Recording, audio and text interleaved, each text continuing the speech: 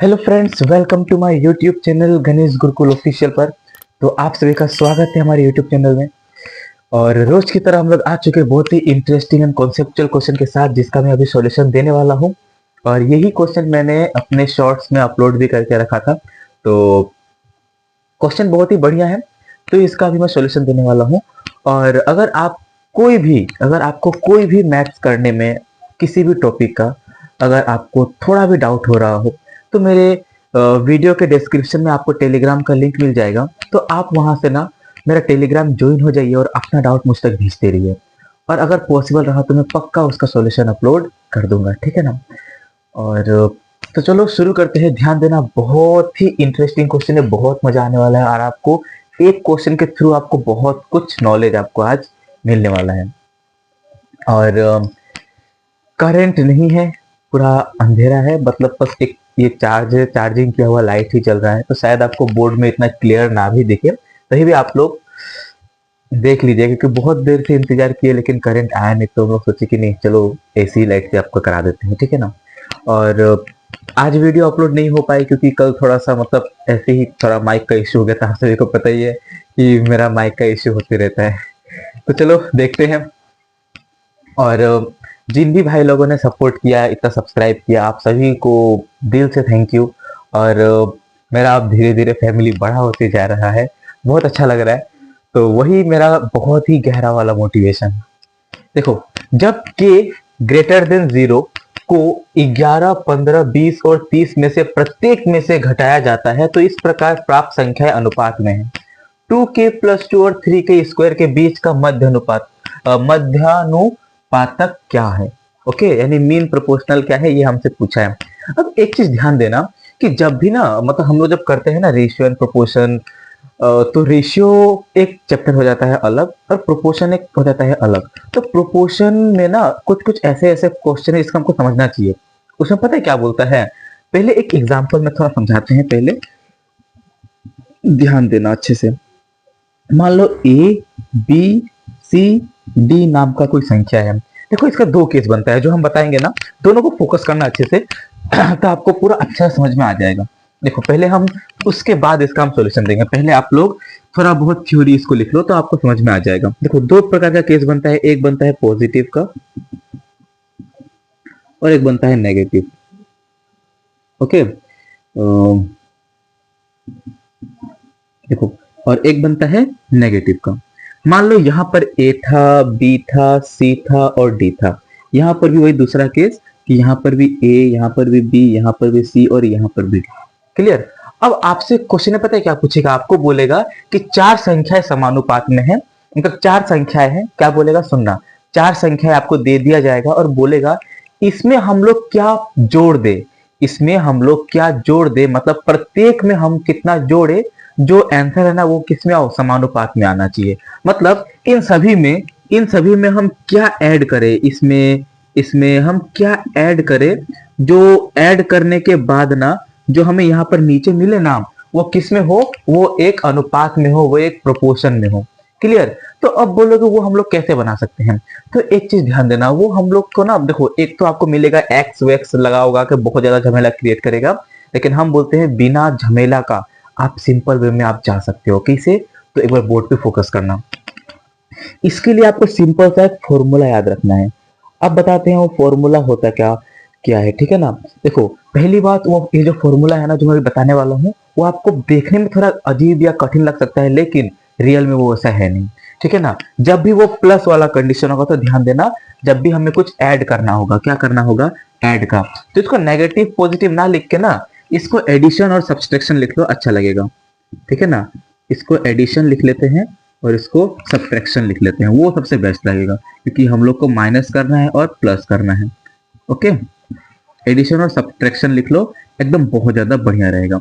अब मेरा बात फोकस करना, जो हम बोल रहे हैं, जब इसमें कुछ हम लोग जोड़े, प्रत्येक में जब हम कुछ जोड़ेंगे ना, तो हमसे क्या पूछेगा कि जो आंसर और समानुपात में है, तो हमने प्रत्येक में क्या जोड़ा है। अगर ये पूछा कि हम प्रत्येक में क्या जोड़ा है, तो ध्यान देना, पहले ए से डी को मल्टीप्लाई, तो क्या करना, पहले ए डी, क्या करना है, ए डी।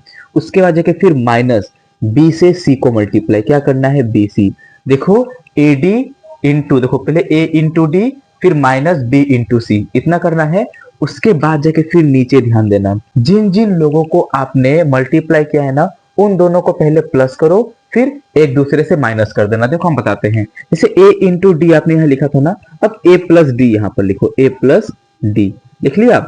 अब इसको माइनस करना है, क्या आपने b इंटू सी किया था ना, अब यहाँ पर क्या लिख दो, b प्लस सी लिख दो, बस सिंपल।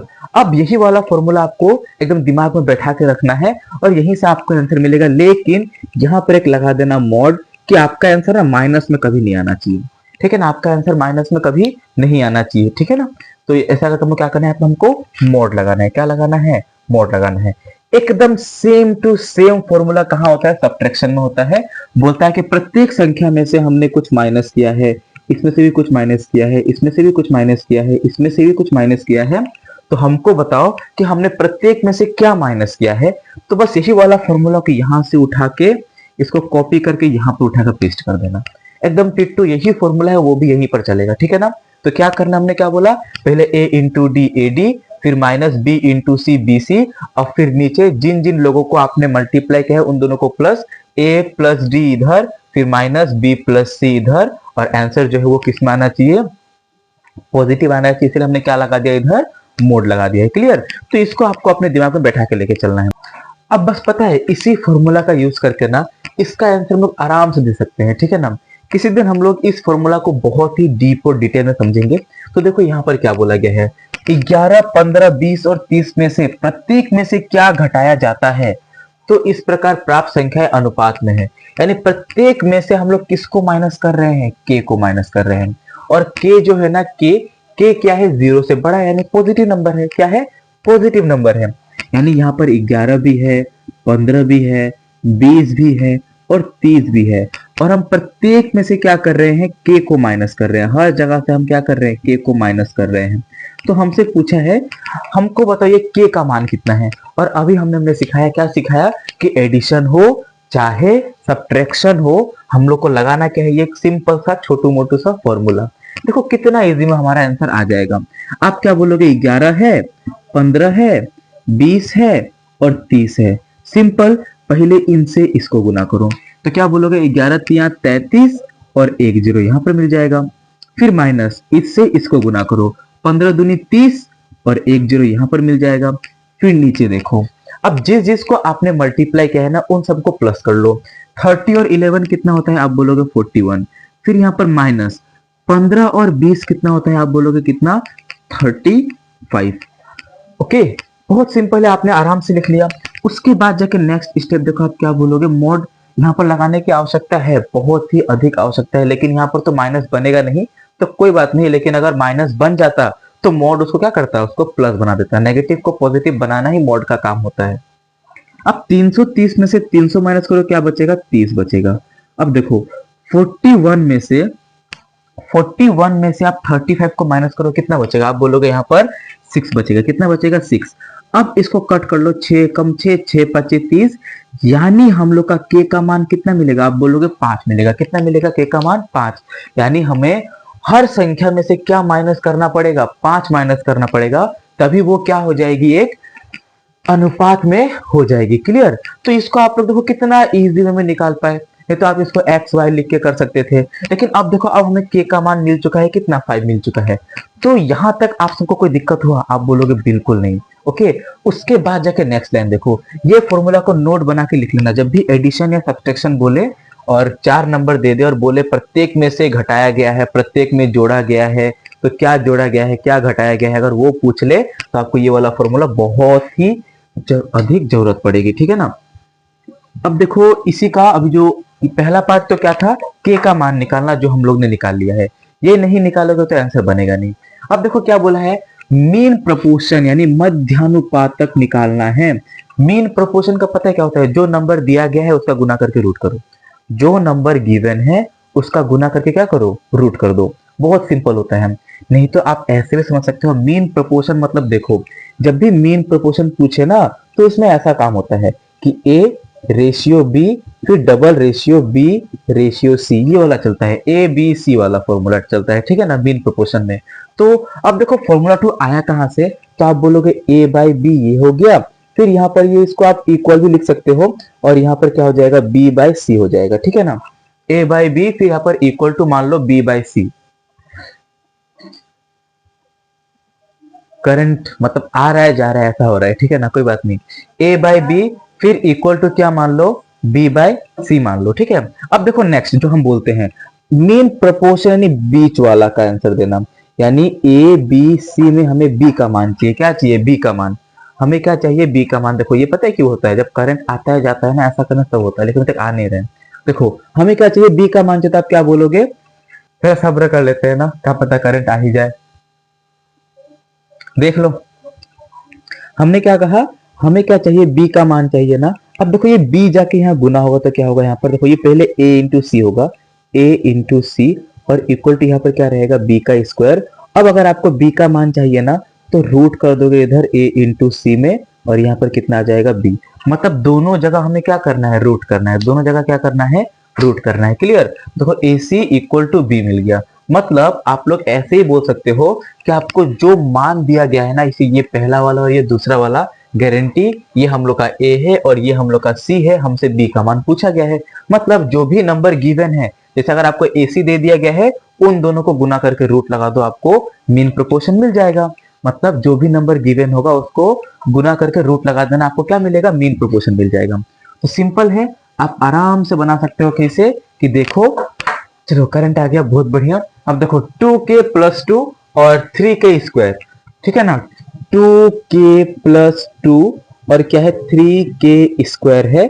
अब इन दोनों का मुझे क्या बताना है, मीन प्रोपोर्शन। हमारे पास k का मान है ना, तो किस बात की टेंशन, बहुत ही सिंपल है। यहाँ पर k का मान बैठाओ, कितना है 5, तो यहाँ पर 5 बैठा दो, तो 2 5 कितना होता है 10, और प्लस यहाँ पर 2, फिर यहाँ पर 3 है, और k का स्क्वायर यानी 5 का स्क्वायर कितना होता है, आप बोलोगे कितना होता है, 25 होता है।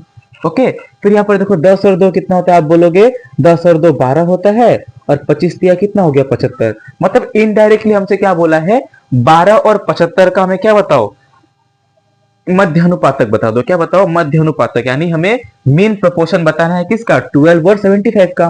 तो हमने क्या बोला, जो भी नंबर गिवन है 12 इंटू 75, जो भी नंबर गिवन है, इन दोनों को मल्टीप्लाई करके क्या लगा दो, रूट, तो आपको क्या मिल जाएगा, मीन प्रोपोर्शनल मिल जाएगा। समझ में आ रहा है कि नहीं। तो आपको मीन प्रोपोर्शन बहुत ही इजी में मिल जाएगा। अब बोलोगे इसको हम सॉल्व कैसे करें, बहुत ही आराम से सॉल्व कर सकते हैं, कोई दिक्कत की बात नहीं होगी। कैसे, सबसे पहले ये अंदर वाले को ना खोलो, अपने एक परफेक्ट स्क्वायर के हिसाब से खोलो। जैसे देखो, जैसे हम बताते हैं, देखो यहाँ पर एक परफेक्ट स्क्वायर पता है क्या छुपा हुआ है, 4, यानी 4 इंटू 3 होता है ये 12 होता है कि नहीं, आप बोलोगे बिल्कुल। फिर यहाँ पर देखो इंटू, ये 75 में 25 है कि नहीं, आप बोलोगे हाँ 25 है, यानी 25 इंटू 3 होता है कि नहीं, यानी 25 दिया कितना होता है, 75। हमने बस इसी को थोड़ा सा एक्सटेंड करके लिख दिया और कुछ नहीं। अब देखो यहाँ पर फिर और एक लाइन जो हम बोलते हैं नेक्स्ट, और एक लाइन क्या हो सकता है, तो आप बोलोगे देखो ये 4 का रूट करो, आपको क्या मिलेगा, 2 मिलेगा। फिर यहाँ पर इंटू, यहाँ पर एक 3 और यहाँ पर एक 3, तो 3 और 3 दो बार में है ना, तो हम अगर हम इसका रूट करेंगे तो यहाँ से एक 3 बाहर आ जाएगा। फिर इंटू, यहाँ पर ये क्या है 25, 25 का रूट करो क्या मिलेगा, तो आप बोलोगे हमको 25 का रूट करने से 5 मिल जाएगा। तो सिंपल सॉल्व कर लो, 2 तिया 6, 6 5 30, 2 तिया 6 और 6 5 कितना होता है 30। जो हम लोग का करेक्ट आंसर होगा ऑप्शन नंबर डी।